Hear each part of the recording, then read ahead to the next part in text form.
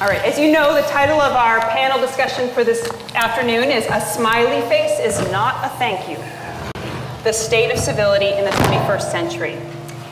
If we witness a decline in civility in the 21st century in American culture, which is partly the proposition of the panel, how does this manifest? How are the infringements on civility related to larger struggles having to do with inequalities based on race, sex, sexuality, religious identification, class, nationality? What strategies do we have to overcome this problem? What roles can we play in helping to address an improvement in civility? All of our panelists have different kinds of expertise to address these questions today, and they're going to speak briefly out of their own particular expertise and experience. And then we're going to have a little bit of exchange among the panelists and then open it up for discussion, and hopefully have quite a lot of time for discussion involving all of you. So let me introduce the panelists who are going to speak in alphabetical order, so it's, there's nothing loaded. But if you needed proof of the benefits of a liberal arts education and a small sample of the very diverse ways in which this can be fruitfully developed, you need look no further than these four impressive alums. From their respective vantage points, from television media, from religious activism, from governmental work and journalism, as well as from high school education, our four alums are well positioned to access and assess the current state of civility in American culture. We're going to begin with Jenny Bicks, who is a film and television writer and producer, whose past credits include Sex and the City and Men in Trees. And she's currently writing and executive producing, that's a little awkward, but it's a long word. Producer of The Big C, which is a half-an-hour dark comedy starring Laura Linney that will premiere on Showtime in August. Is that correct? August 16th. August 16th. So order now if you don't have Showtime. What is Showtime? John De Niro is an Episcopal priest who has served congregations in New York City and Middletown, New York. He's been a producer. You also have a media experience, I realize, in the television and new media department at Trinity Church, Wall Street in New York City.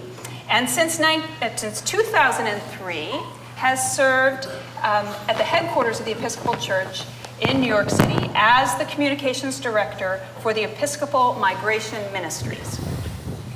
In addition to his job currently running the op-ed page at the New York Times, David Shipley is the co-author of Send: Why People Email So Badly and How to Do It Better. He was also a senior speechwriter in the Clinton White House before joining the Times. Now finally, I'm blocking your view. It's okay. Prior to his 1998 appointment at Kate, Ben Williams held teaching, coaching, and administrative positions at schools in New England as well as Texas, and he currently serves on several independent school boards and is trustee of the Association of Boarding Schools. So please, a round of applause for all our panelists.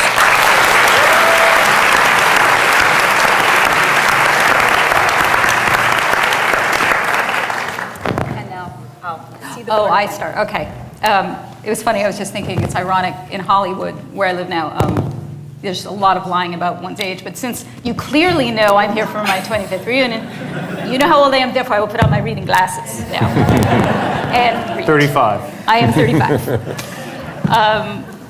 I am thrilled to be part of this discussion. I believe the art of civility is almost completely dead.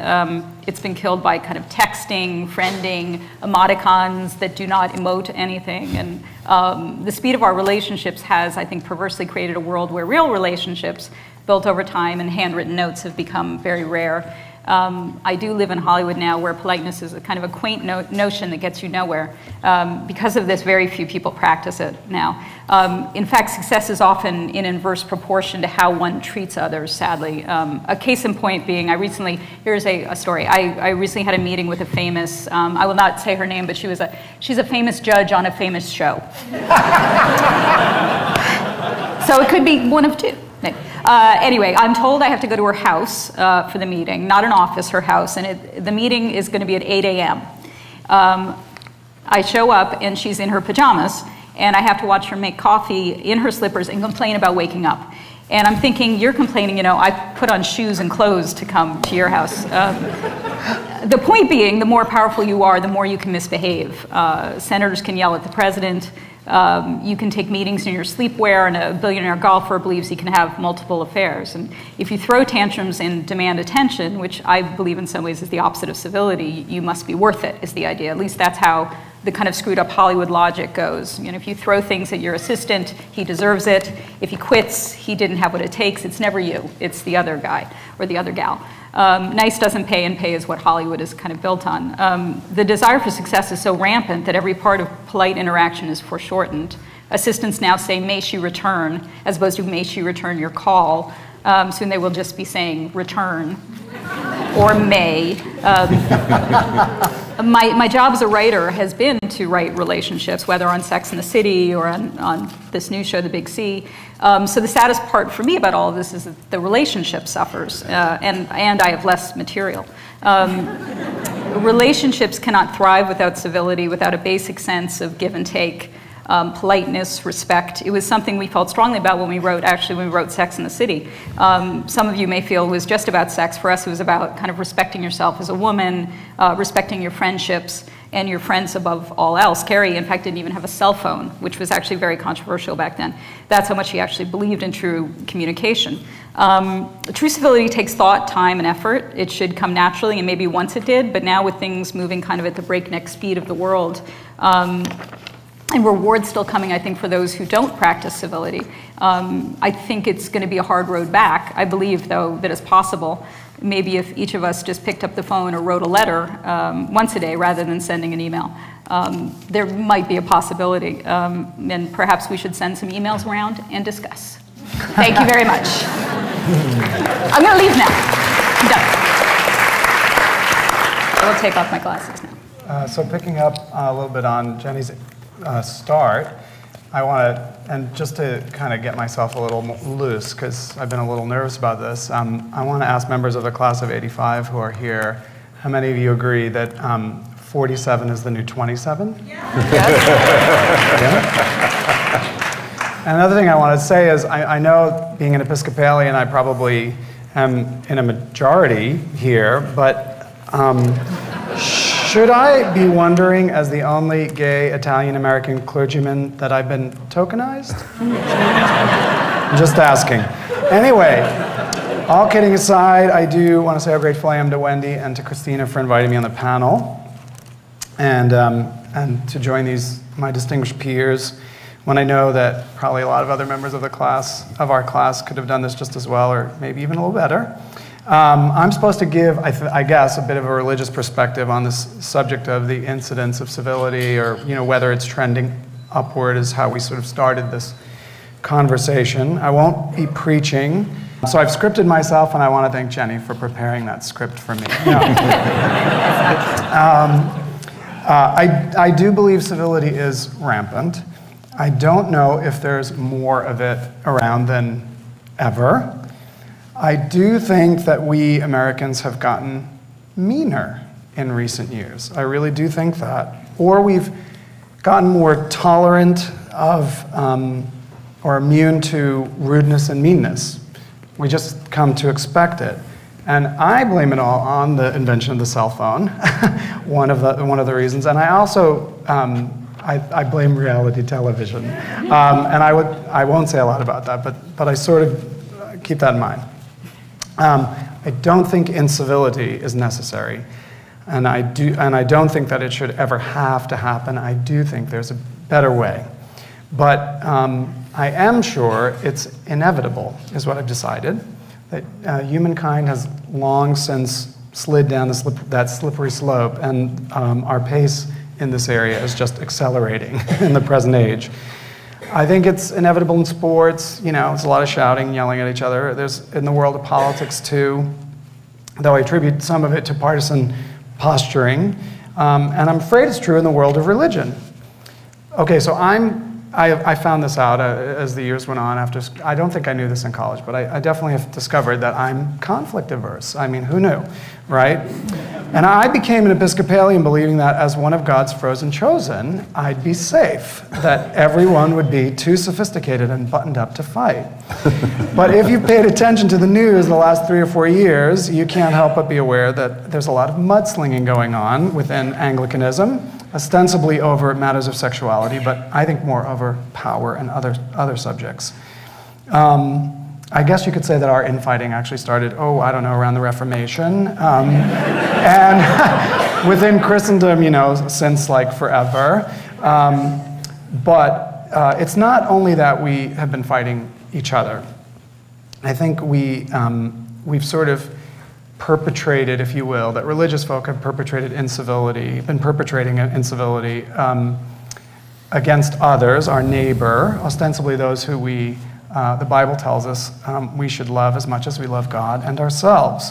In the name of religion or God, the native or first people in this continent were decimated. Slavery was perpetrated. And civil rights were resisted. Women's right to vote was denied, and their rights to make reproductive choices for themselves have been threatened, and worse.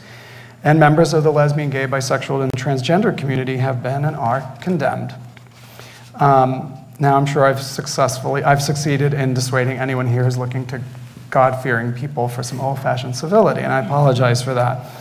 But I'll go on. I don't actually know the profile of the typical person who supports, and I have to admit, if you saw me looking at my cell phone, it's because I was madly trying to Google the number of the new immigration law in 1070, thank you. Oh, hello, Congressperson, Assemblyman, whatever your name is. Hi, girls, you're here too. Yes, 1070, Arizona's new immigration law, which gives, I think, incivility a new meaning. But I bet he or she is a card-carrying member of a faith group, one faith group or another, maybe several. But this raises an important point, I think. It could be argued that some incivility is noble and necessary, and that, ironically, is sometimes and often manifested in actions that are unlawful. It's called civil disobedience. If 1070 takes effect, some in Arizona, including religiously affiliated folks, have said they will seek to harbor and protect people who are undocumented or who are here illegally, or they'll feed them or give them a cup of water, all of which is against that law. Should we or could we condemn such behavior? And what to say about civil disobedience and nonviolent protests of the past to defend civil rights or to end wars or pursue fairer and more equitable economic policies? What kind of country or world would this be if there were not people ready to act in the cause of justice in this way? Some people of faith say this is how Moses and Jesus did their best work, and helped to inspire the likes of Gandhi and Martin Luther King Jr., Rosa Parks, Sting, and Bono. I think it's what the great reformer Martin Luther was talking about when he said, "Sin boldly." So I'm going to try wrapping up. I'd like to go on record as saying I support a reduction of incivility.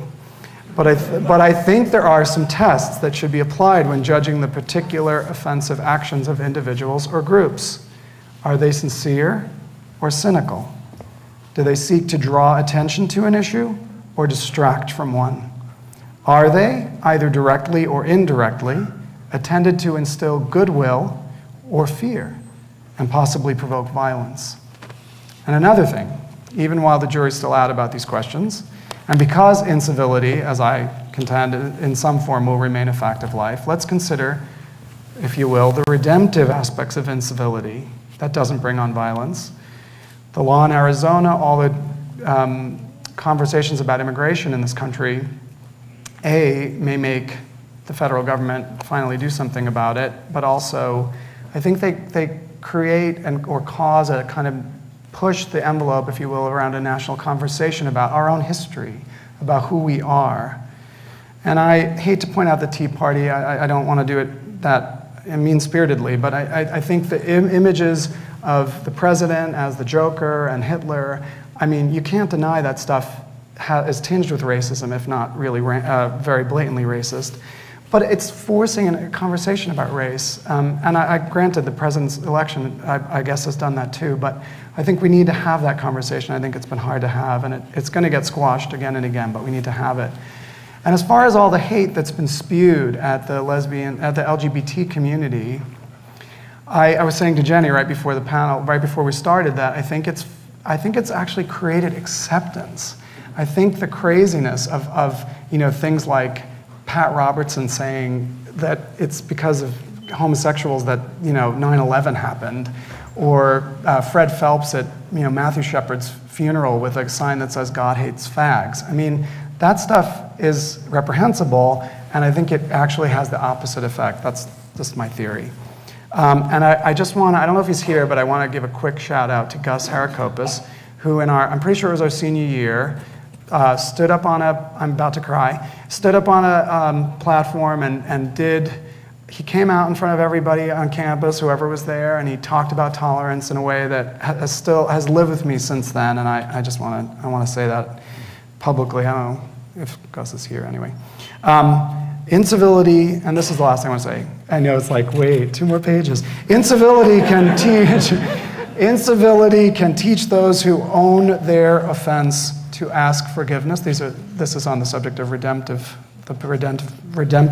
potential of incivility. It can teach them to ask for forgiveness and the rest of us to forgive.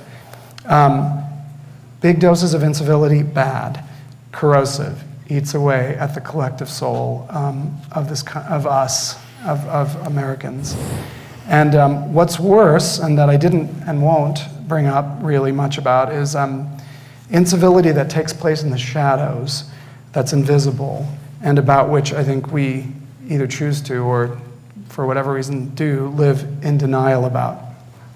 In detention centers at the border, at Guantanamo, in midnight immigration and customs enforcement raids, and meatpacking plants, and in refugee camps around the world. I saw a piece of theater a couple of weeks ago called Passion Play, Sarah Ruhl's Passion Play, and it was a triptych of passion plays in 3 different eras. And near the end, one character asked the question, I don't know if we need less religion or more. And I thought it was kind of great, and it frankly is a question I have of myself. I keep thinking it will take more prophets and charismatic leaders to call and lead people to a better way.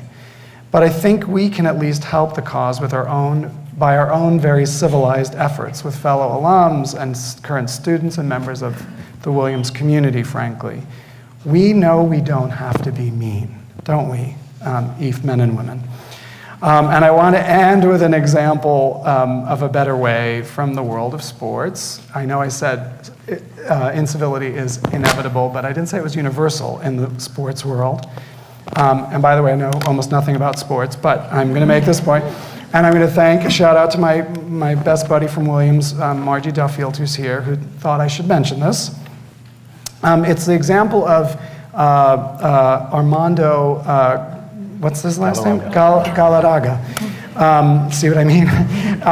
Who was denied a perfect game by an ump who made a bad call right at the end of that game, and who, rather than have a hissy fit and get all uncivil on that ump, chose to forgive him and to acknowledge that we all make mistakes.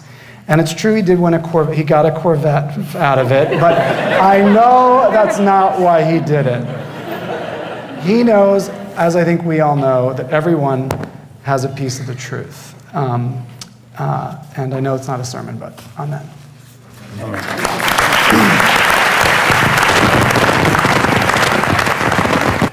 The other day I was watching the Philadelphia Story. In all the years that I'd seen Philadelphia's story, my associations were sort of classy, urbane, sophisticated, civilized. With Cary Grant and Katharine Hepburn and Jimmy Stewart, you really, those people all epitomized really a more civilized time and maybe even a more civil time. But then, does anyone here remember how the movie opens? Because it had never really occurred to me. It opens with Cary Grant, who looks fantastic. putting his hand on Katharine Hepburn's face and literally sort of shoving her to the ground. I mean, it's a very violent scene. And I bring this up because, there is a completely understandable tendency in any sort of discussion like this to think of a golden age. To think of a time when things were right or when things were better, like there was some sort of golden age of civility. So I wanted to preface my remarks by advancing this contention, which is that there was really no golden age of civility. I don't believe that there was a time when we were nicer to one another or when we were necessarily better. Certainly there may have been times when we were classier, when we managed to insult each other, when we managed to do absolutely horrible things in incredibly glorious ways. I mean, if you think of Noel Coward, or if you think of Shakespeare, even Philadelphia Story, the quality of incivility may have been higher, but we were still uncivil. There were times when our incivility was so good that we now confuse it with civility. None of this is to say that there aren't important generational differences that I think are worth exploring. Because every age does have to contend with external forces that make it more or less difficult to bring out our better selves. I mean, it really is the question of a civilization, which John alluded to in his opening remarks. How do we live together? How do we get along? In our lives, I think the dominant external force related to this discussion is really communications and information technology. When we were all on the phone a couple of weeks ago, I was thinking back to the dominant forms of communication we had when we arrived here in 1981. Now, I came from Oregon, which was truly a world away then. And the communication choices for me were incredibly stark. I called my parents once a week on a landline using a rotary dial phone on Sundays, and I was limited to 10 minutes. So I had that, I wrote letters, and that was it. That was really all that was at my disposal. For people who were non-geniuses here, computers really didn't emerge until the end of our senior year, so the spring of 1985.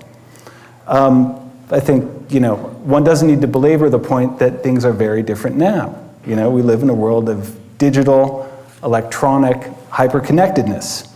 We can reach out to others, and we ourselves can be reached in more ways than ever before. We're in constant, rapid, continuous contact with one another via email, text, IM, social networking technologies, and so on. And I'd argue that a lot of this makes it a lot easier to be uncivil.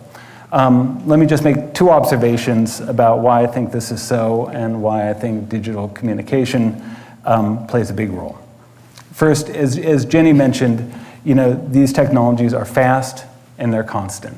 And for this reason, they minimize the opportunities for consideration, for reconsideration, for the superego, for faith, for the better angels of our nature, whatever, to take over. Someone sent you a horrific email about your performance at a reunion and the habit that you're reading on a microphone. And you want to, if you're on email, you can fire right back. Now, think if John had sent me a really mean letter about my performance, how would I respond? Well, I could write a mean letter back, but I would have to proofread that letter. I'd have to put it in an envelope. I'd have to find a stamp. And maybe at one of those stages, I'd think, hey, maybe this is not such a great idea. Maybe I'll call this person to work it out. Maybe I'll walk around the block to cool down. Maybe I won't do anything. Email and other fast technologies simply don't encourage you to take that walk. You've got that giant send key just sitting there waiting for you to punch it and send off something you can't take back and that you might regret later. Second, with any communication at a remove, there's the problem of tone. We get it wrong. These are essentially ambiguous mediums. On the phone, you hear someone's voice. Face-to-face, you pick up clues. Emoticons aside, email is completely flat, and its inherent absence of tone encourages misunderstanding. Readers project all their fears into the simplest of sentences, sometimes with just cause, and sometimes without. Out of misunderstanding come those mean messages I mentioned earlier, and we're off to the incivility races.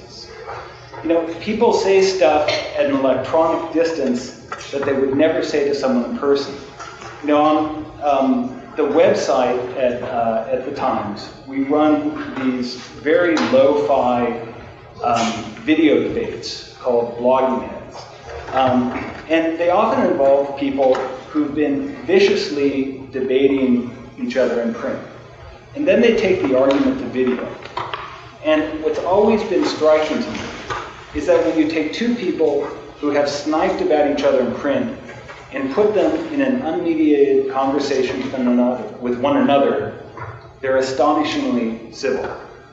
So the key, I guess, is that we have to learn to communicate via email or IM or whatever, the same way we communicate if we were sitting across a table.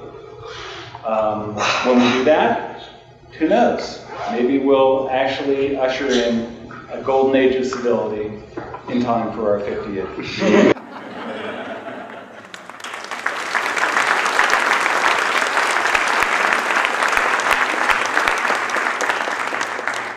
So I'd like to speak a little bit about the generations of students that I'm encountering, the generations of parents that I'm encountering, and the character of the schools with which I'm interacting. And at least for my purposes, and this is purely out of self-interest, I've defined civility really as rituals, practices, behaviors having to do with our daily life. So they can be interactive, they can be closer to formality, but I think it's more than being nice to each other. At least that's the way I'm going to speak about it.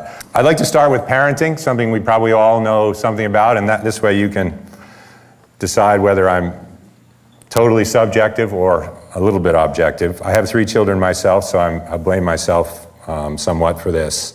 What I see in my time is a decreasing focus on traditional practices and rituals. I've worked at day schools and at boarding schools, so I have seen quite a spectrum, but the number of students with whom I interact for whom a family meal is not a common occurrence. There's a lot of ordering out, a lot of going out. There's not a whole lot of sitting down. Many of them have not done chores. Believe it or not, at Cade, I've actually had to teach a student how to make a bed. It's just not sort of part of their vernacular. And certainly outings on weekends, particularly church or synagogue or temple or mosque, not a lot of families on Saturdays and Sundays are doing that kind of thing together. And so there's a different parenting ritual that's going on right now that's certainly affecting how we as adults interact with our young people. I think there is a sometimes quite significant indulgence of kids. We are, after all, in the era of the no-fail culture, where we want our kids always to feel good about who they are and how they're doing, which means, of course, that they never really know how they're doing because they're always doing great. We like to teach resilience, but how can you be resilient when you've never actually failed? And I think that actually does our kids a great disservice. And parenting, I think the result is that we have created in our parent community unconditional advocates for our kids. I don't know about how it was for all of you growing up, but for me, when I screwed up, generally my parents assumed I was the one who screwed up. They wouldn't assume that my teacher had somehow done something that made me screw up, or that it was, my brother. Well, it was probably both of us, but there was a posture about young people at that time that is very different from the posture that is now. And I'll give you a couple of examples. I've worked at schools across the country, so I don't think this is regional. But I had an interesting experience when I was a dean at a school in Texas where on a football bus, football team was traveling God knows where, but there were 2 managers of the football team, and of course they were female. And at this time, this was before the age of the internet, so someone had a Playboy magazine. And of course it was making the rounds, and it got to one particular football player who thought it would be interesting to take the centerfold out and show it to one of the managers and say, is this what you look like? And of course, I found out about this and had to do something about it, and I remember speaking to the boy and deciding that really what you need to do is, one, some community service, because clearly there is something wrong with your head if you think this is all right, but also I thought it would probably be a good idea for him to talk with a counselor about how appropriately to interact with young women. I thought it was a relatively tame response. His father was a lawyer. I still have the letter that he wrote me, which, among other things, criticized me for ruining his life because now he might not get into college because at some point he had, quote, harassed, by my definition, a young woman. Now, my reaction to this was, okay, fine, you think this about me. Have you told your son that you feel this way? It turns out he copied him on the letter. I would like to see him someday. I think I know what I'd say to him now, but I think that's sort of speaks to a dynamic. I don't think we have to believe that our kids are perfect, but we don't have to believe that they are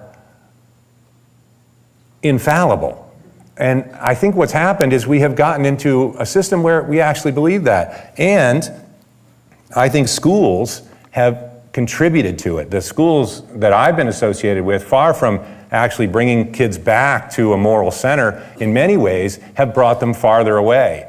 There's a great article about this particular phenomenon, if anybody's interested. It was a while ago in the Atlantic, called The Organization Kid by David Brooks. And he was looking primarily at kids who didn't get into Williams and had to go to Princeton. But it is a fascinating study in the dynamics of kids these days. I think what schools are doing now is they're stuck between this consumer culture, this idea of pleasing the parents who are paying large tuitions at independent schools, because that's really my experience, and this idea of education which requires failure. And so they're trying to meld those two. Just to give you an example, when I was in Texas, the school I was at, if you had an 89 average, you were in the lower half of your class. I would have been a disaster in this day and age as a student. It's a little bit like Lake Wobegon. You know, we're in Lake Wobegon, everybody's above average. And the result, of course, is students who believe that they always ought to be successful. And ironically, that contributes to them actually trying less, not trying more, because they've gotten programmed into believing that they're great. So I can just show up and I'll get an award. AYSO soccer, everybody gets an award in AYSO soccer. My 9-year-old son thinks it's great. I can't tell him, well, buddy, you know, everybody got one. It doesn't mean a whole lot. But in fact, it doesn't mean a whole lot. The other thing, right now. Yes, yeah, that's right. Is this on video? Carson, if you're out there, I apologize.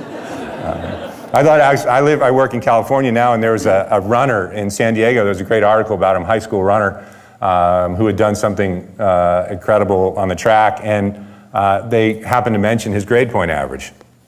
He had a 4.9. What's up with that? Good Lord. On a 4-point scale, in case you were wondering. It wasn't... could have been a time. It could, that's true. The other thing that it's done to schools, I think, is created this system where the services required of schools, whether they're public schools or private schools or anything in between, really are extraordinary. We're now having to not only teach kids math and science and history, but you have to teach them chores. We have formal sit-down dinners at Kate. We have to teach them dinner manners because for the most part, they don't know how to do that, how to pass the butter. You know, do you just stand up and reach across the table? None of those things that they know. We have counselors now. Everybody has to have a counselor. If a kid has a challenge, we have to honor the fact that the kid may not want to communicate with an adult about it, so you have to send them to a counselor who you can pay. It's a fascinating dynamic, and I'm not sure that it's doing parenting or studenting any favors. On the student side, I think the result is a lack of models. They just aren't seeing the kind of adult behaviors, certainly we've talked about it in the political realm, but in the media, anywhere else, that tells them that they should be behaving differently than they are. Teenage years are a self-indulgent time, we're all aware of that. But to have your popular culture basically affirm your self-indulgence is a horrible thing. And there's great speculation among sociologists now about what's going to happen to relationships in the future, because young people are so used to satisfying their own needs or having them satisfied by someone else. What happens when they actually have to be part of a relationship in which they have to sacrifice some portion of their experience for the benefit of another? I think it's a very legitimate question. There is, of course, and no offense to John, he and I have already talked about this, but a growing lack of relevance of organized religion to our young people, and so there is very little moral or theoretical framework that's telling them how they ought to behave. They have to operate outside of that, and the result is not something that we're all that happy about for the most part. Certainly we're seeing the erosion of relationships at Cade. I saw it in Texas, I saw it in New England. The dynamics that we're seeing right now are very unsettling. Anybody who's looking for really horrible reading, but illuminating, there are a number of articles out. Caitlin Flanagan has just written an article for The Atlantic about girls and the prevalence now of oral sex among young people. There was just a searing book about Milton Academy's experience called Restless Virgins, based on a sex scandal there many years ago. And I don't mention these schools or these incidents as being exceptions. These are actually the norm. The challenge that we're seeing, at least in our relationships, is that they're driven by what kids see. And now what they see are things on the internet, things in television and other areas that don't speak to relationship development. There was a great review, actually, of Restless Virgins, which is obviously tells the story of the sexual experience of 4 or 5 high school students throughout their time there. And the reviewer, the first thing they wrote was, "Whatever happened to the kissing?" There just isn't any. And so I think, what does that mean when relationships transcend the physical and hopefully ultimately get to something that's deeper than that? Are the kids going to have access to it? Social media has fueled this both on the sexuality side and on the bullying side. As David was mentioning, it is so easy now to make fun of someone because electronically you can just fire off. And Facebook, as much as it's contributed to connectivity, has also contributed dramatically to bullying. And there are articles all over about that. I don't even need to point any out. This makes it sound really unfortunate and sad, but ironically, I don't think it is. The one thing that I've found among young people is that they are remarkably receptive to guidance because of the absence of it out there right now. I think because parents, for one reason or another, are trying always to serve certain ambitions. Maybe it's college matriculation, maybe it's a good job, who knows? I don't know if anybody happened to see, but U.S. News and World Report, which does the college rankings, and Forbes just did a high school ranking. U.S. News and World Report did a high school ranking not long ago. Not a single indice in any of the rankings have to do with character education, service, responsibility. It all has to do with things that you can measure with numbers. And so given that they're getting that, I think it's our responsibility as educators, as parents, as adults, to help to reinforce for our kids, it's not just about the numbers. There are behaviors that you can be involved in that ultimately are incredibly validating, that are empowering, and that can contribute to a world that is better than one that is simply measured numerically. And certainly I feel great about the kids. It's the adults that I'm more worried about, because the kids are going to respond to what we choose to do. In any problem, I love to see that as a solution. Simply change your behavior, because that's something we do actually have control over. And I think we will find that the kids are very responsive. There's a book that we read not long ago at Cade among the faculty. Deborah Tannen wrote it, called The Argument Culture, which is about the way that in all of our discourse around this country, we have suddenly put ourselves in sides. And we've said that you're either this or you're that. You're right, you're left, you're mean, you're nice, whatever. We've always, and I think part of what we need to do, especially around the issue of civility, is get young people to recognize that aren't simply two sides to any issue, that all issues are amazingly complex, and that by approaching them with a civil attitude and posture, you actually may learn something about the problem and be able to solve it. Because if the evolution of education and the world tells us anything, more and more is going to be done collaboratively as we're going forward. And if we want our kids to be well positioned for that kind of discussion, they need to begin to recognize more than simply what their parents are showing them. And I say that as a parent and a guilty party. So that's all I have to say. Thank you.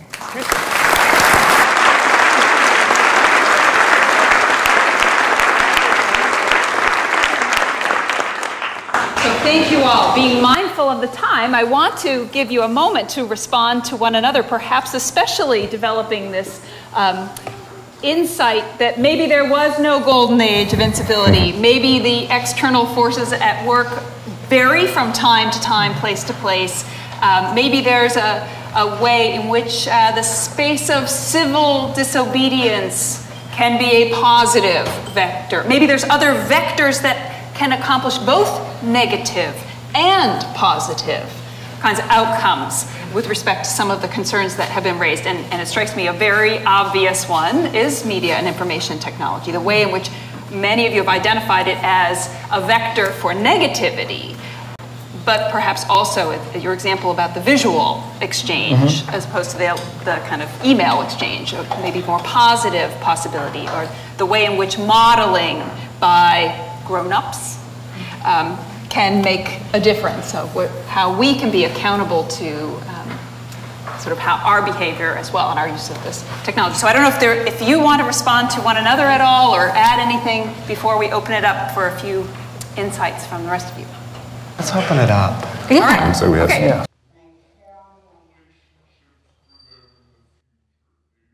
I'll just take one stab at that, which is I do think that there is more emotion there's more emotion to any of this stuff if you take the time to remember that you need to insert emotion. And that's the hard thing. I mean, with anything that's brand new, it takes a tremendous amount of time to learn how to use it. We didn't know immediately how to use the telegraph. We didn't know immediately how to use the telephone.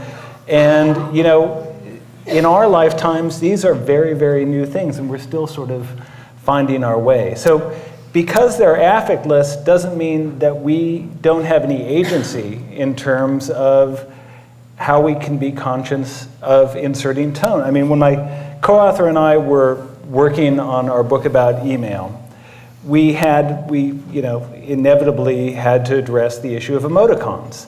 And, our initial instinct was to demean emoticons. Do you want to explain what an emoticon is? So an emoticon is basically symbology using, like a colon and a parentheses equals a happy face. So if you don't have time to sort of write that you're happy, you can put a colon and a parens and go on from there. And so we initially thought, okay, emoticons, best left at an earlier stage of development, should never be used in any sort of adult email or electronic communication. And then we thought about it. And we thought about how difficult and complicated this sort of communication is, and that anything that can insert tone in a positive way is to the good. And add to that the tremendous creativity associated with emoticons. I mean, Ben was talking downstairs that he's a Lincoln scholar, and there's actually a great Abraham Lincoln emoticon where you have the top hat and you have the beard and you have the eyes. And so I'm not sure that if they are texting a lot, my daughter is a rampant texter, that texting is robbed of any sort of emotional valence, the kind of thing that, we would have had we were talking to our friends on the phone. So I think the key is just to remember that you have to do it. And that's hard to do when you get a zillion emails every day and when it happens at lightning speed. Yeah, and I think the other truth of it is, and I think I'm probably guilty of this too, probably not the same way, because I have been around kids that age too, and it is a little disconcerting because they'll be talking to you and doing it at the same time. And the thing that worries me is there's no longer, even in the presence of somebody else, the concentration on the other person in that moment. But I think we all do that because we lead these very busy lives, and I think there's something to be said for the direct face-to-face versus that kind of, it's odd how they can multitask. And you do worry that perhaps they're not ultimately connecting with other people. And at the same time, I would say there's an odd freedom to email. I mean, there's, certainly people know people who've had entire relationships with people over email, and it's kind of a great way in some ways to get to know somebody from a dating perspective. And then there are those people who've had those relationships over email and they're not real at all. So I think it really goes to what you were saying, David, that you have to you have to have you're the messenger of your own message. You have to take the time to know what you're saying. And it allows you to be free to do other things and have real relationships. But I do think it can be a crutch that can be very dangerous. I have a quick thought really fast, which is that, Ben's right, religion's on the decline, but churches, synagogues, mosques, temples, they're still open. I know they don't look it, but a lot of them are still open. Some have been turned into condos, it's true, but, or malls, yeah. But they're open, and I think the reason I'm still invested frankly, in religion is because it does create community for me, the kind of community that I don't get to experience much of the rest of my life, because I spend a lot of my life as largely a church bureaucrat, frankly, behind a computer and on the phone, and I spend a lot of my personal life on my cell phone. I mean, it's true. And I have other ways that I create community with my friends, and I wish for your children, Julie, that you'll keep encouraging that, because that is my foundation, really, and my grounds me. But I just find the nearest house of worship. That's my suggestion. Take your kids.